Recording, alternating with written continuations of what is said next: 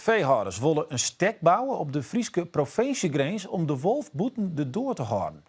Het stek moet zo'n oorlmeter heeg worden en wordt oer 150 kilometer provinciegrens lutsen. De kosten een lietse 2 miljoen euro. De veehouders presenteren het plan van de middag in Den Haag. En wij gaan naar Auke Zeldenrust en die is bij de Lemmer. Ja, Auke, waarom bist u daar? Nou, hier bij de Lemmer moet het stek beginnen, langs de provinciegrens, naar het noordoosten van de provincie, 150 kilometer verderop en eindigt dan bij de Lauwersmar.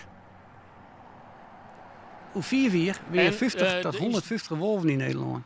Nou ja, dat is gewoon het einde van alle vrije beesten die in het land rennen. Want de wolf die pakt alles. De schipperboeren die zijn de eerste de klos. Alleen uiteindelijk dan pakt de wolf alles. Ja, het gaat om een ambitieus plan. Hoe serieus moeten we dit eigenlijk nemen, Auke?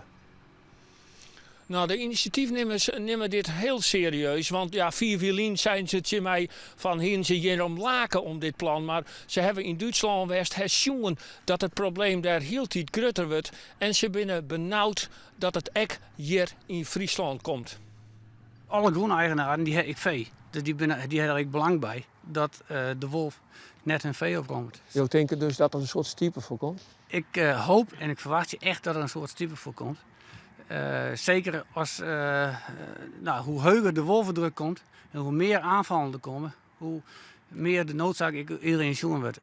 Ja, stiepe is leuk, maar mag het eigenlijk wel ook om zo'n stek in één keer te bouwen? Hoe zo'n lange lijn, 150 kilometer? Ja, dat is natuurlijk de vraag. De Frieske Steerten hebben hier ook al over praat, hebben ook al zocht naar oplossingen. Ja, een stek om je eigen grijden, om je vee te beschermen, dat mij wel. Maar om een provincie heen, nee, dat mij net.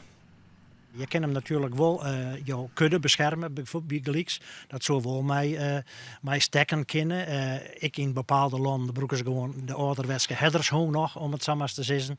Dus dat zijn al die opties die je broeken kennen. Maar om te zeggen van helemaal weren, dat is op dit stadium gewoon net mogelijk. Dat mij net van Europa? Dat mij net van Europa. Nee. Waarom net? Omdat hij beschermd is? Het is een beschermd beest. En daar moeten we gewoon rekening mee houden, ik in uw land.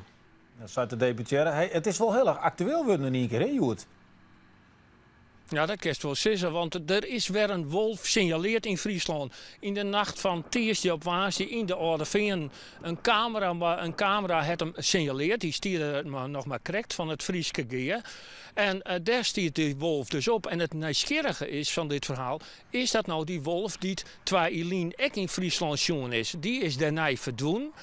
Die stiert misschien weer op de camera bij de Oude Veen. En dat zou dus budgetten kennen dat deze wolf net op zwerftocht is, maar dat hij hem hier vestigen gaat. En dat is wel heel nieuwsgierig. Ja, mooi wordt het actueel, maar die boeren zijn heel erg serieus. Maar wat denk je, zal dit sterk er eer komen?